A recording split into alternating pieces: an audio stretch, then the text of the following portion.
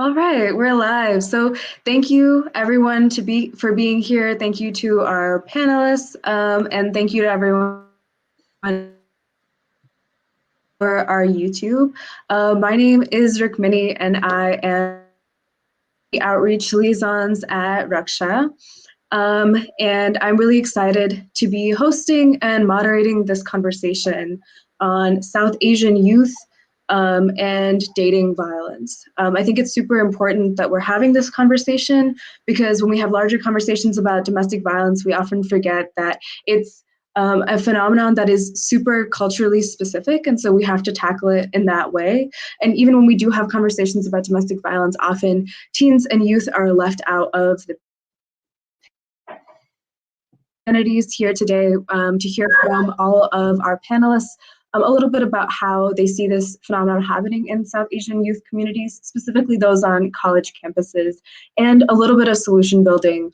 What conversations can we have to unlearn some cultural biases, and how do we make sure that we end up in a society where we're not worried about our teens being affected by dating violence? So Georgia specific, we rank third highest in the nation for percentage of teens who experience physical violence in dating relationships, highest per capita rate of intimate partner violence, which is why we're really excited to be tackling this issue in this way. Based on StreamYard, so obviously we are streaming live to YouTube and Facebook. So for anyone who is tuning in, feel free to leave us a chat. We'll be able to see those, and our event moderator, Gauri, will be able to put those up on the screen as we receive them. So if one of our panelists says something that really strikes you, they say something that you hadn't thought about, please let us know in the chat. If you have any as we have our discussions, feel free to place them there. If they're super specific to a point that somebody has brought up, Gauri will. If not, we'll have 10 minutes reserved at the end to answer any audience questions. And so with that, I would like to introduce our event moderator and community engagement and community communications manager, Gauri Shukla. Thanks, Rukmini. We're really looking forward to having this conversation, like I said, and I'd like to begin with thanking our co-hosting partner organizations, which would be NAAAP Atlanta, Chopstick for Charity grant, with the Chopstick for Charity grant is supporting us, and thank you to ATL Q&A for supporting our work as well. I'd like to begin with a couple of disclaimers and a few things to note. Which would be that the views and opinions expressed in this conversation belong to the speakers and are not necessarily reflective of Raksha. Also, please note that you'll be sharing private information if you choose to. This is for the audience. And there is a way to ask questions anonymously, which is email me at outreach@Raksha and ask for anonymity, or save your question for the live Q&A, and you could go anonymous as well. I would like to say, add a trigger warning, which is this conversation will have portions where relationship violence, LGBTQ plus dating violence, sexual violence and abusive tactics will be mentioned. If you need to take a second, we will respect your boundaries. And if you need to talk to an advocate, please do not hesitate to contact Raksha at the number that you can see right now, and email us. We also have a few wellness resources for you to take a moment and, feel grounded and come back to the conversation. So having said that, thank you again to all our speakers for joining this conversation at short notice. And we're really excited to hear South Asian youth voices on the topics of dating violence and, how to build healthy relationships and all related topics. So let's begin.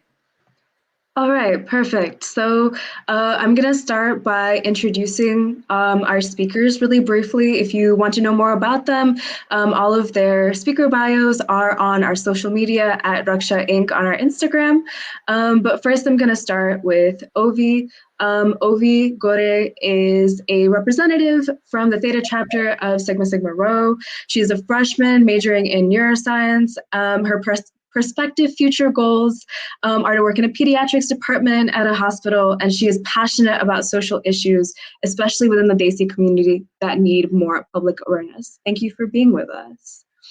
Our next speaker is Rohan. Rohan is a third year at Emory. He's majoring in biology, and he's a representative from Emory's Indian Cultural Association. He looks forward to speaking about social issues in the Desi community. Next, we have Isha. Isha is a sophomore at Emory. She's majoring in neuroscience and behavioral biology, as well as minoring in econ. She hopes to be a doctor and advocate for social justice issues such as mental health awareness within the South Asian community. And then we have Emin. Emin is a recent grad from Georgia Tech. She is involved with local organizing in Atlanta and specifically in the sphere of gender violence. She's interested in the intersections of community, sustainability, and law and politics with civil and human rights.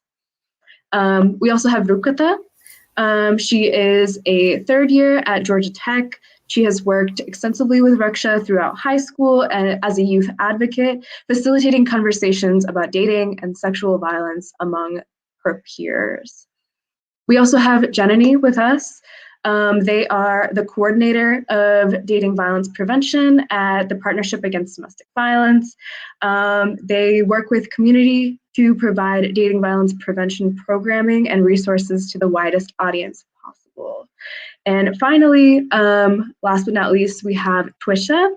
Twisha is a second year at Emory, a psych and women's gender and sexuality studies major. She was born in New Delhi before moving to Atlanta, and she's an advocate for women's rights, LGBTQ rights, and Black Lives Matter.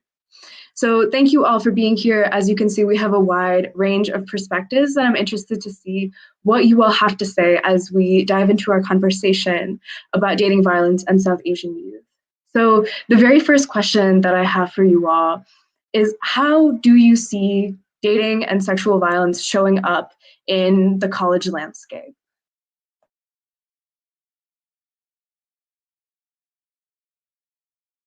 I guess I'll start. So I think the two broadest categories in which I've seen dating sexual violence is first, I don't know if I've seen as much physical as sexual, being forced to like participate in activity that you may not be ready for.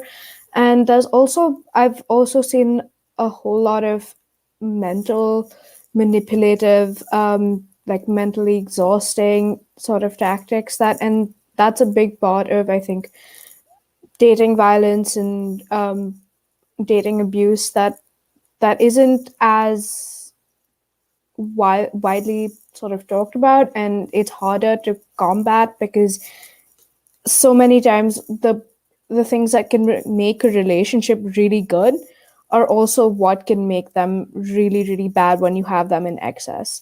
So I think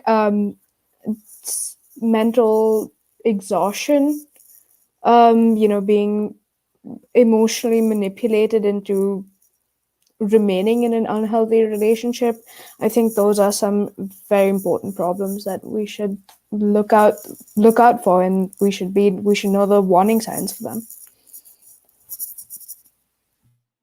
Yeah, absolutely. I kind of want to add on to that. I think I agree with that completely. I think what Twisha said about how we don't really focus on the sort of the mental aspect of dating violence. I think because it's not a tangible type of thing. Obviously, it's in the sense it's not tangible, like domestic abuse, physical abuse, but definitely across every single college and in sort of this lifestyle or this sort of demographic, I think that we always see a lot of dating violence mentally, and it's definitely a conversation that needs to be had, sort of how we can prevent that and raise awareness for it.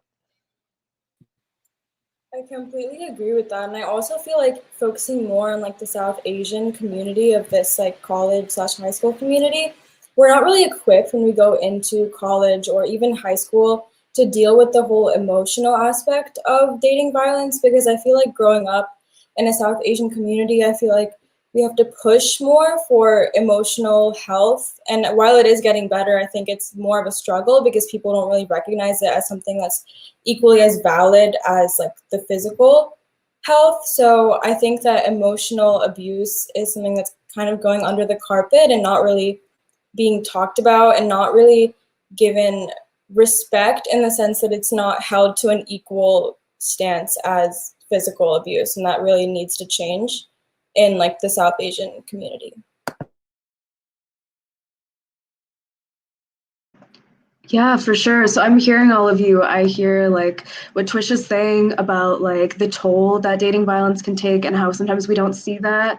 And like what Rohan is saying about like the different types of abuse there are. And same with Ovi talking about like the difference between mental and physical abuse. So how do y'all think that this changes in, or what we see in terms of dating and sexual violence changes when we add in like a South Asian context, specifically South Asian youth?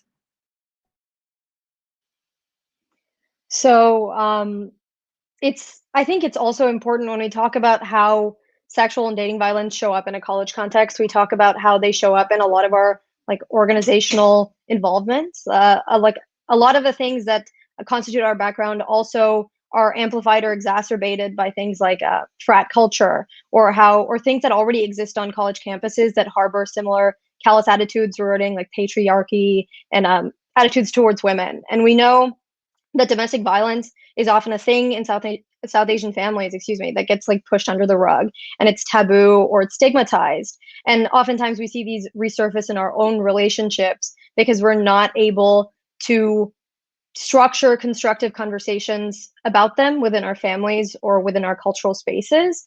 So another thing that I've noticed is that dating is also like dating within high school or something outside of like an arranged marriage context, even though that doesn't necessarily continue into our generation as an ideology that we hold.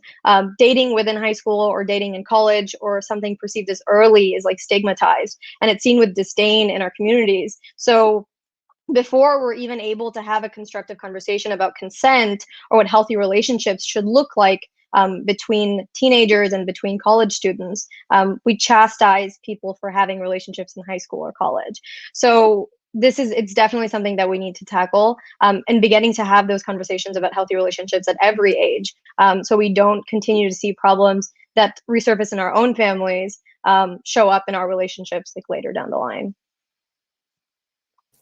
If I can add to that, I think there's a lot to do with the models of behavior that we've grown up with, and that's of course influenced by our family and also the media and basically anything that you consume as you're growing and developing and understanding the social world around you. And I think this is a separate issue, but since there's not as much positive representation for South Asian people in the media, you don't really know what a healthy and communicative relationship could look like, even at a young high school, college age. And so young kids around, in their teens and college can fall into the same unhealthy patterns of behavior that they see their parents modeling. And, that could be something that is very specific to a marriage dynamic, which is very different from, a college first, second relationship sort of dynamic, until where you don't exactly know how to leave a relationship, even if you see it going out of control. Because even if you know how to, what exactly is a line between a healthy and unhealthy dynamic, you still just have never seen how to get out of it. So I think that's also a cause for so many young South Asian people being in abusive relationships. I'd like to echo in on that a little bit. I think that coupled with what we see in the house, paired with what we see in the media, specifically in South Asian households and South Asian media, kind of changes our expectations and standards for things. So, you see a lot of times you see abuse in the household, and then you see very unhealthy relationships in Bollywood films, for example, which is a huge source of media for a lot of South Asians. And you see these unhealthy relationships brewing, but then coupled with that is this pressure to, for example, especially for women, right, get married by a certain age, though I think it applies to all genders, get married by a certain age, have kids by a certain age, live this very conventional lifestyle focused around a heterosexual, a heterosexual relationship, and then have the kids, the whole yards kind of thing. And so with that kind of pressure, we're expected to get into that. And there's this constant like underlying pressure that that's what we need. We need to be in a relationship. And so we settle for less sometimes, especially if what we're seeing in media and in our households is already less. Like we're seeing abuse, we're seeing such. And then if we get something that's just a little bit more than that, we think that we have it good, so to say. Although a lot of times that's not healthy either. And then we settle into these relationships, and that can cause a lot of incorrect learning that results in future unhealthy relationships as well. And it's kind of a snowball effect.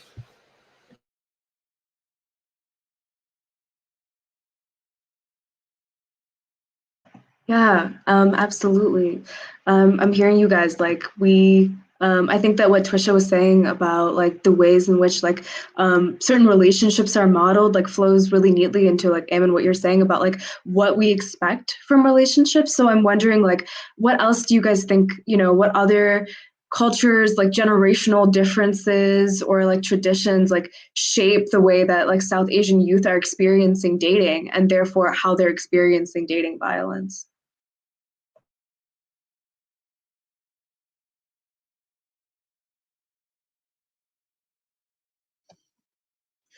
I think one really good thing to know is like, especially for us, for those of us who are growing up like first generation American and have parents who have come here either through immigration or through refugee status. I think something that's really important to also point out is like I hear a lot about like there being a disconnect in the conversations, right? Like very much so as South Asians, and like with our family values and with even like the values that we have in our lives, like a lot of it's very tracked. Like someone said earlier, like, you have to be like married by a certain age. You have to be like having this type of job by a certain age. You have to, if you're going back to school, you have to go back to school by this certain age. And I think like where a lot of, especially like parents and young people get stuck is exactly that cultural context of difference, right? Like when they were our age and growing up, definitely the environments they were in are extremely different in terms of dating and like expectations from their parents and things like that. So then now we're like, I see a lot of arguments that happen in my own life or even like with other South Asians that come and talk to me about like arguments they have with their parents about dating. And I think like the biggest thing that like shows through is that like there's such differences and even like the definitions of words like dating violence, like domestic violence, right? And I think because like someone said earlier, these things are not talked about as extensively as they should be, especially within our culture, with being like one of the honor-based cultures. I think that like folks can find a lot more success in kind of dissecting those cultural underpinnings, right? Because yeah, we're all South Asian, but like there are definitely differences in the aspects of the culture as it has not even affected our realities, but also like our development.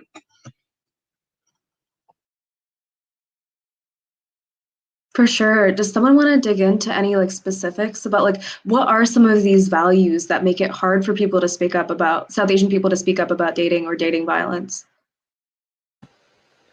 I think one of the ideas is the idea that family is everything, right? And part of it is a very beautiful part of our culture that we're also intertwined and that family is forever and that, blood relationships are forever. And the person who you marry is the person that you are going to marry. And the expectation is that you will not get a divorce and that it's almost romanticized that you go through everything together through these hardships. And it's also very normalized that like, if you bring up anything, a lot of times our parents or our grandparents will say things along the lines of this happens in every family and kind of shove it under the table.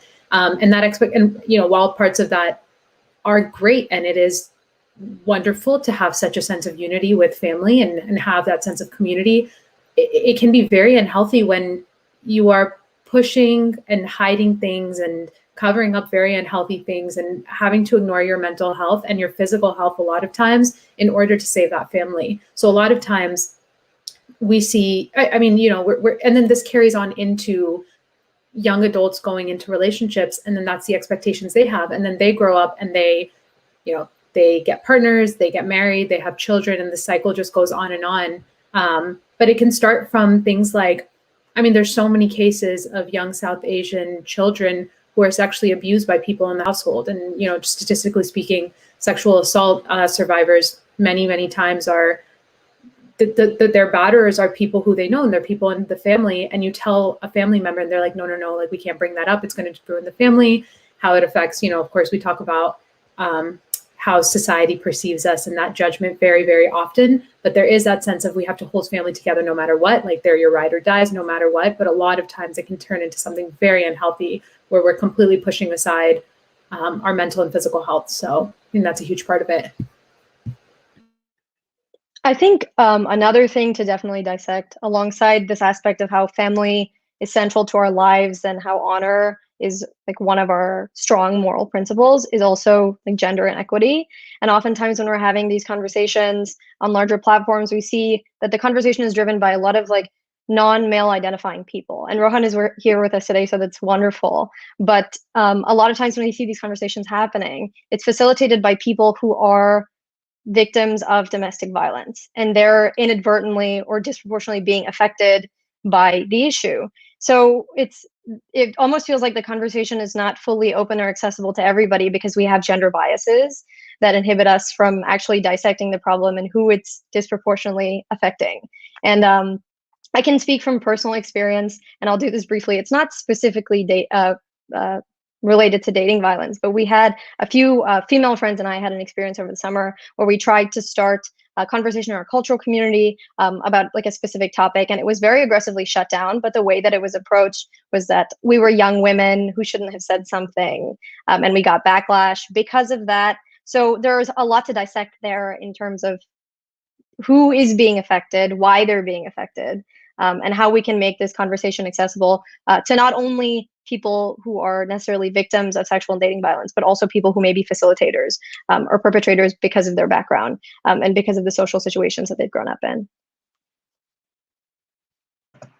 That's like a hugely important point. And I think that it goes back to what Emin was saying about like how we even define these words. Like what is dating violence? What is domestic violence? I think, I think over the summer, like the film Thappad came out where like it's a movie, right? It's a Bollywood movie about a woman who gets hit once by her husband and what happens after that. And I think a lot of the familiar conversations were like, exactly what Emin was saying, that happens. And so, yeah, along with like the honor and don't shame your family, it's also like not seen as that big a deal, right? So all of these things are coming together to create a culture that can make it hard for people to speak up. And that's, not even taking into account like what someone was saying earlier about like a lot of the attention going to people who are in heteronormative relationships. And so I kind of want to pivot the conversation a little bit to talk about intersectionality and ask, how do we see the intersection of being LGBTQ, being South Asian, victimizing people in terms of dating violence? So I think combined there's an intersection of how a lot of young South Asian people are not really allowed to date very much, and so a lot of dating itself is very secretive. You don't want your parents to know that you're with a boy or a girl or someone, and that is sort of doubled when you're in an LGBT, a non-heteronormative relationship. So because you're hiding your relationship, and you're also hiding many times, your identity. And then if you are in a relationship, then this other person, who is often also very closeted, is the only person that you know who has this similar identity. So a lot of LGBTQ kids in any context really grow up very closeted and very isolated. And if you're in a relationship like that, your partner becomes your entire emotional support system, and that is very dangerous in terms of codependency, in terms of having a very shared understanding of mental health, and just a lot of mental illnesses then become shared, and they become someone else's responsibility. And that's a very difficult thing to put on someone who is also very young and probably doesn't know how to deal with their own mental health in the first place.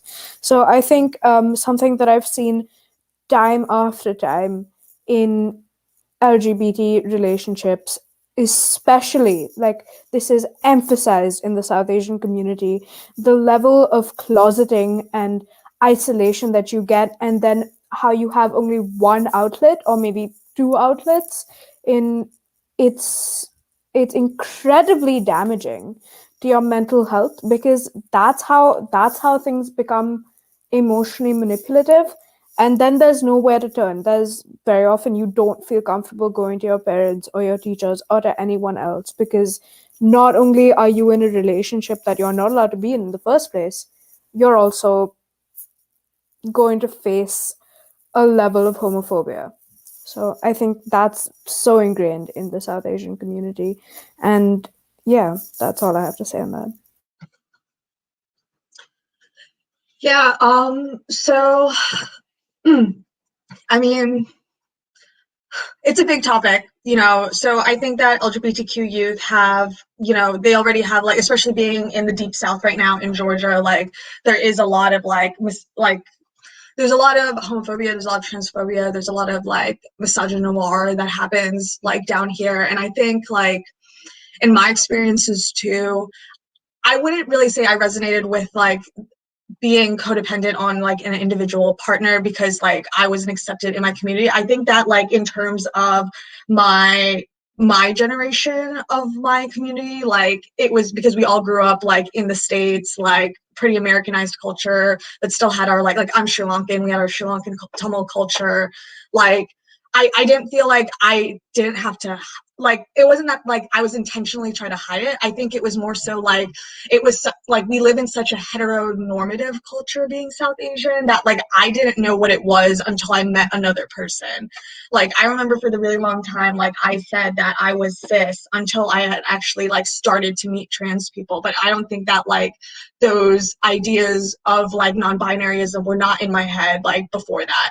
But because, like, we do live in a culture that's very centralized within heteronormative relationships, which also is interesting, right? Because, like, throughout, like, especially, like, the Hindu religion, like, there's so many examples of, like, the presence of non-binaryism or, like, the lack of a gender binary. I mean, like, we give, like, girls, like, male god names, but in, like, different story, that male god might be a female god. And, like, there's so much, like, gender isn't a binary in our religion, but I think, like, within the historical context of, like, what has happened in a lot of our countries, like, especially with colonization, like, there was a lot of, like, that transphobia and homophobia that was normalized.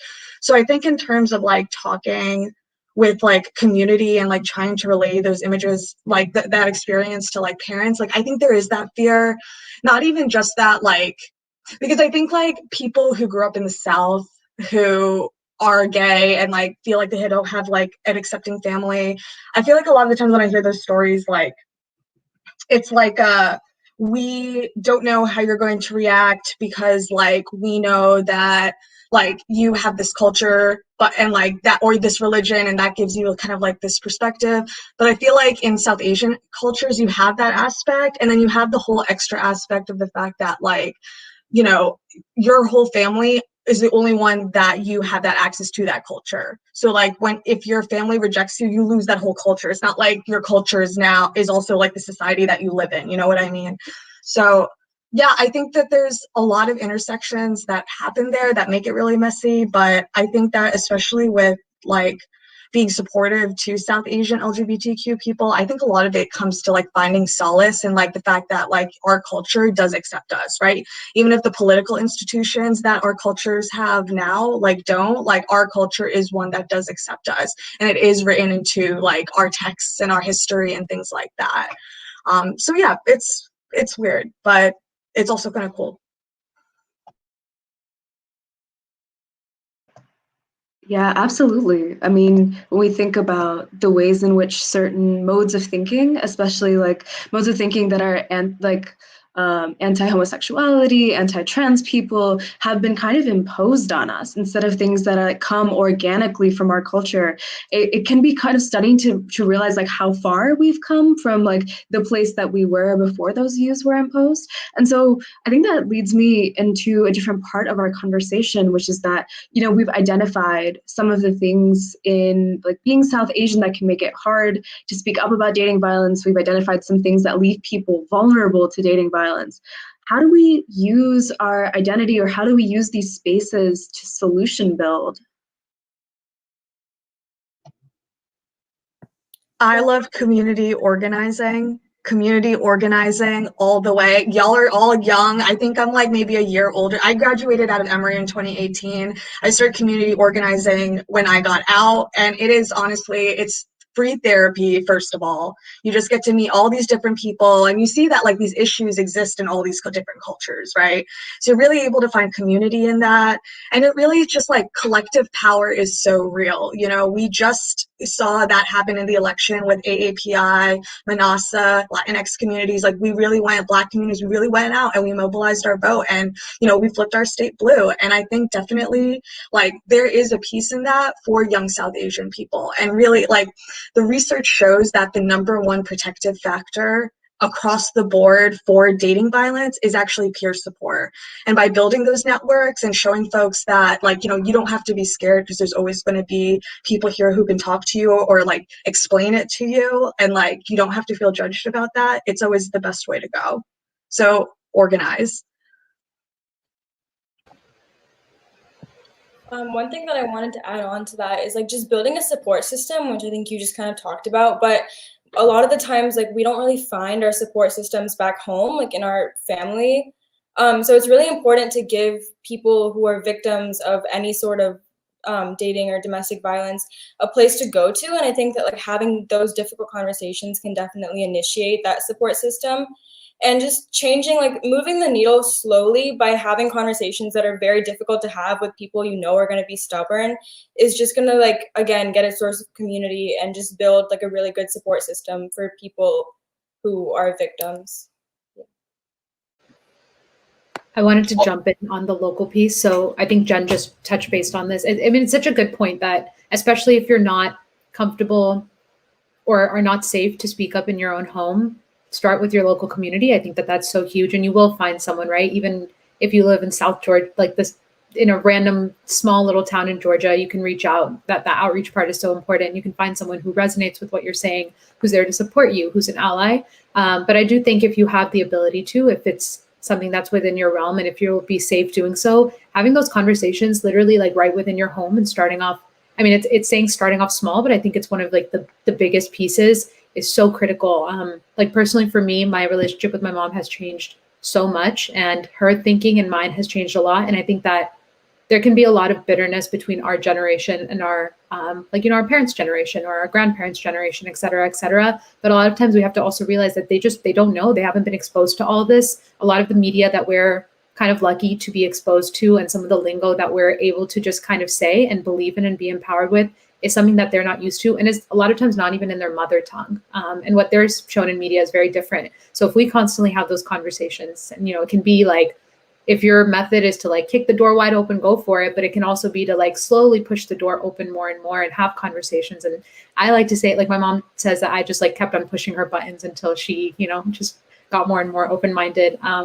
And granted, not everyone has that privilege. And I think a lot of times it can result in more isolation potentially. But if you think you have the comfort level to do that, gosh, starting off with even your parents, with your siblings is huge, to start breaking through some of the like stigma behind ruining potential family lines, or breaking into shame, speaking up as a young person or as a woman or as a, you know, so I think that's really critical.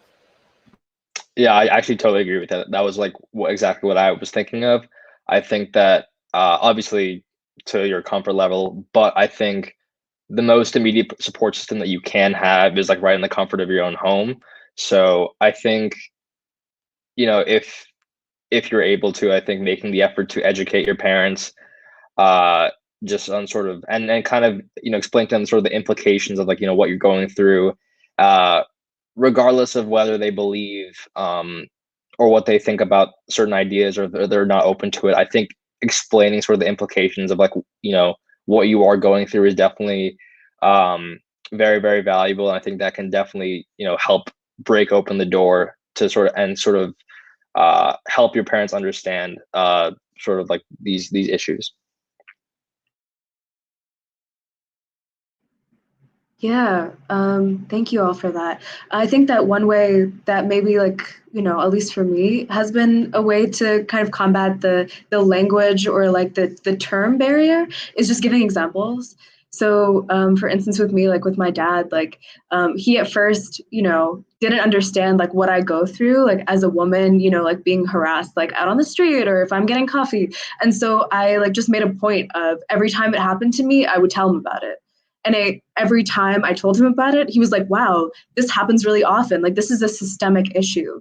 And so sometimes when we say things like it's a systemic issue, that doesn't really have that much resonance, especially like, as Emin was saying, if there's a language barrier there. So I think that that's really important, like what everyone is saying about building community. I want to ask, you know, kind of thinking about what Jenny was saying about organizing, like, how do you feel like conversations like these, or like movements among South Asian youth, like how do we educate our peers? Like, what do you think that could look like?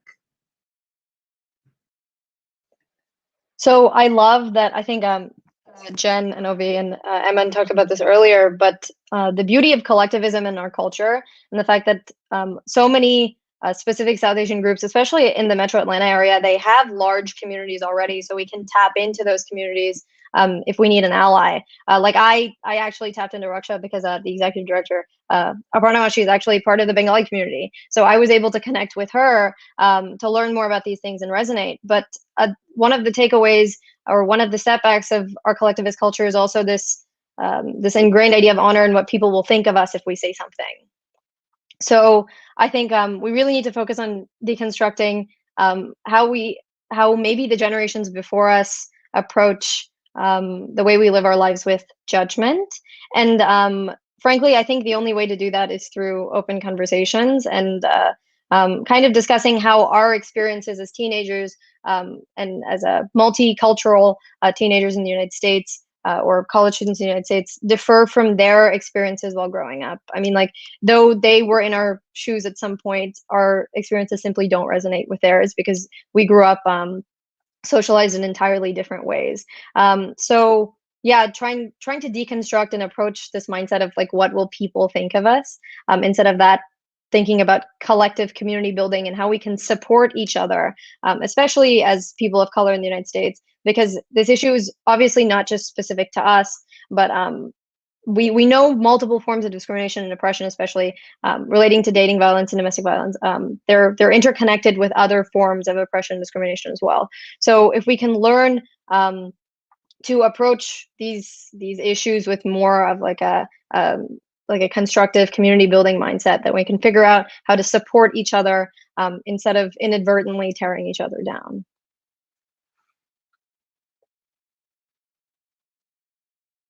Yeah, absolutely. Thank you. I want to take this moment to acknowledge a question that somebody asked from our Facebook Live, and they said, how can parents help their youth? And so we can think about this like broadly in terms of like understanding a generational divide, and we can also think about it in terms of like, how can parents be more supportive to youth who have experienced dating violence? I think, so just personally speaking, a big thing with I had just mentioned my mom and I's relationship and touched in on that. And collectively with my sister, us three are quite close. But I think there was this big, both generational gap, which caused a lot of, there was also a big cultural gap, which kind of showed our differences between how we thought about relationships and what was healthy and what was not. And I think to directly answer that question, a huge part of it is kind of accepting what your kids want to do, especially once you think they're old enough to, allowing them to kind of run through those mistakes, being supportive and telling them that, like, if your child comes up to you and says, I don't think this is okay, agreeing to that and not letting them tolerate anything that they shouldn't, right? So I think like from a personal anecdote, when I was not in a very healthy relationship at one point, I told my mom about it. At first she was like, no, you should just keep pushing forward. And I was put in the mindset of like, okay, I have to make this work. And part of the pressure was coming for that. And now it's very much like, if I tell my mom, I'm like, I don't even know if I want to get married. She's like, yeah, okay. And that, it just like, it takes off so much pressure from your shoulders. And then you start to realize that that is not the only world that's out there, and you will tolerate less because you deserve more. And there's no like, you know, someone who you really love and who you really respect doesn't have that on like that burden on you as well. And it removes so much pressure. So I think that's a huge part of how parents can be allies. And part of it comes from having open communication as children or as members of the family. On the topic of open communication, I also think that it's exceptionally important for parents to start broaching these topics with their kids. Like, I know I can tell you so many people who have never had sex talk with their parents, or their parents have never talked to them about consent. And I think that that is so important, because a child may not want to, you know, go to their parents and be like, hey, I might have sex soon and I don't know what a condom is. You know, you as a child, it's difficult to say that, but if a parent broaches that topic in a healthy and productive manner, then your kid knows that they can come to you for anything as they grow older. You know, then that way you're not keeping secrets from your parents. And that, I think, that is one of the most important things that a parent can do, is to facilitate that open and honest communication with their child. Yeah, I would definitely say, like I was saying earlier, like have conversations about definitions. Like you can't have any sort of productive conversation if you guys are coming off completely different bases off when something is. And then the other thing I wanted to say is just, you know, it's okay if your kid comes out. Like, it's okay if your kid is gay. It's okay if your kid is trans or non-binary or lesbian or bi or whatever. Like, it's cool. And like, I promise, like, if you are scared because it's so unfamiliar to you, it's probably also unfamiliar to your kid. And like, this is something that y'all can grow together to like learn more about and become more of a part of that community. So don't ever get scared if your kid says that they're not straight or they're not the gender that they were identified as at birth. It's going to be okay.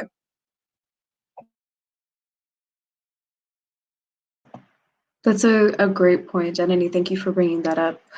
All right, y'all. I think kind of pivoting towards some of our last questions here, I'm wondering if some of y'all could talk about like what are the most important parts of healthy relationships? How do you see that happen? Like, could you identify some of those? And then also maybe connecting it to this month's teen dating violence awareness theme, which is knowing your worth.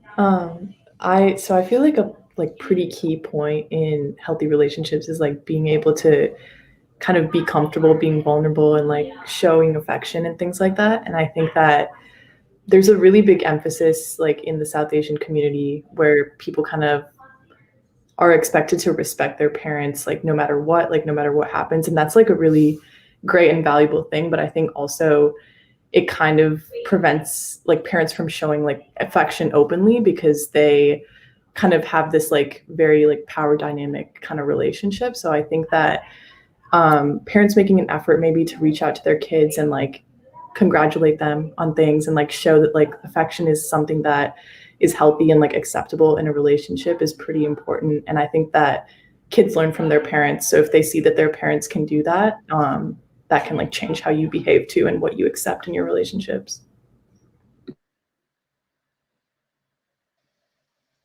So I think Twisha mentioned this earlier, but it's so important that consent is taught at every single age in order to facilitate the development of all kinds of like healthy relationships, like all across the board. And I think in speaking from personal experience, like a lot of relationship models that I viewed were based on like some kind of idea that like you owe something to your partner because you're in like a life bond with them, but it was never really explained. Like no establishment of boundaries or understanding of like a personal independence was really ever established. It was very much like once you're bound together, like you're a unit, and you owe it to take care of each other, and there's no real establishment of boundaries there. So it's so important to tie in this idea of consent and making sure your child knows that they don't owe anything to anybody, and about personal autonomy and bodily autonomy, because that definitely affects their perspective of themselves and their position and their future relationships. And it ties into this month's theme of knowing your worth, because everybody is deserving of love, and belonging and acceptance at their own capacity, and whatever they're willing, however they're willing to put themselves forth in a relationship, on the basis of their own boundaries. So that's establishing boundaries, not making your child feel from the very beginning as if they owe somebody something in a relationship. I think that's super important. I think a really big part, something that I'm very passionate about, is that when you talk about relationships, like understanding the fact that romance is not the front and foremost of everything, which I think a lot of, and it's not just South Asian, I think Western media, any culture kind of portrays romantic relationships as being the center of our world, but recognizing that you can access and have anything and everything you want in life without having that romantic partner that's so built up in our heads and built up by everything that we see. So, if your best friend is your partner, okay, that's fine. And if you choose to have kids as a single woman or as a single man or as a single person, like that is more than okay. Or if you choose not to have the traditional 2 kids, wife, husband, family, that's okay too. And, relationships can be formed in any which way, and it does not have to be driven around romance. And even if it's driven around romance, it doesn't have to be driven around a sexual relationship. And I think that's something that the more we come to realization for, the more we realize, are we forcing ourselves to be in relationships where maybe we're not being treated or it's as well as we should be, because there's so much pressure to be in one, just because society kind of tells us to, rather than, am I satisfied with my life without one? And I think that's a really fair thing to consider. So. I think also your partner should not invalidate your emotions or your emotional responses to something, because that's sort of a way of controlling your emotion, or it could be in the future. So for just as an example, if you have one person A in the relationship, like cries a lot, like something happens and their way of dealing with it emotionally is by just crying about it, that's fine for that person. And maybe person B isn't much of a crier, cries once every 3 months. Person B still has no right to tell person A to shut up or stop crying, or that crying is an invalid response, because it's not. So that's just an example. But anything of that sort, like, no, you should be able to express your emotions, because that's the only way you can deal with them.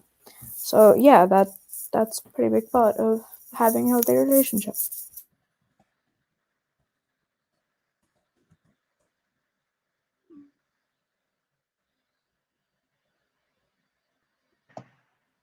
All right, y'all. Does anybody else want to chime in about the Know Your Worth theme for this month?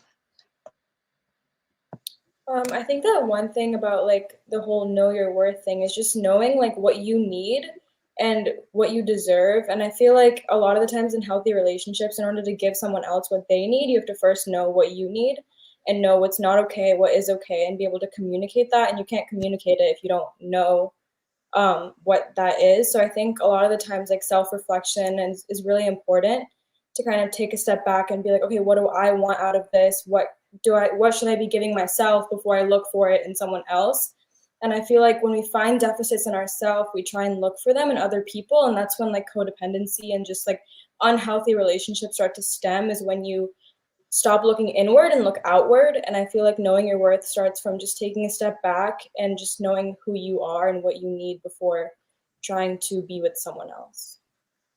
Yeah, and like obviously the relationship is, two people, and you need to put in like equal effort, but at the same time, like you have to reflect on yourself and say, am I happy? Am I enjoying this? Is there something that could be improved? So while you want to put, you want to care for the other person, at the end of the day, like you have to care for yourself, first and foremost, and you have to be happy. And if you're not happy, then obviously, something has to change.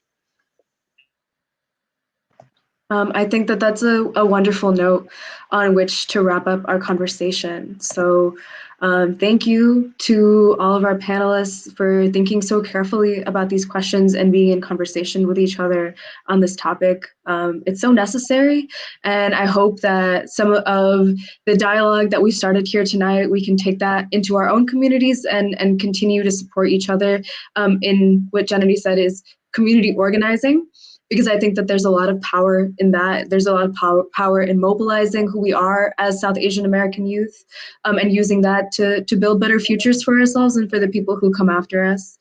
And thank you to everyone who has tuned in live. We appreciate all the comments that we received, and we hope that we were able to get to everyone's questions. Just a reminder that the video of this conversation will be available on YouTube, and we will also be posting it to our Instagram TV. We can follow us at Raksha Inc. And if you are interested in this event and more events like it, please do keep up with our social media so that we can invite you to more events like this. And thank you, of course, to our partners who helped make this event possible. Thank you, everybody. I just wanted to chime in and say that if we could take this conversation forward and build a resource list for parents to, handle, communication issues. What is coming to me from this conversation is we probably can work together towards creating a list of sorts, because one of the questions that we received, two actually, was how do parents handle this, right? I mean, how can parents change their way of communication? And that probably is one of the critical elements in addressing teen dating violence or dating abuse. So looking forward to extend this conversation more. And thank you so much for your time and adding your valuable thoughts and opinions and inputs to this conversation. Yeah, all right. For our teen dating violence resource list, you can check out our website, which is raksha.org. We have a page on there for which has like a flyer with resources for teen dating violence, ways that you can support, and ways that if you know somebody who's going through teen dating violence, that you can help them get support. All right. Thank you, everyone, for being here, and good night. Yeah. Thank you. Thank you.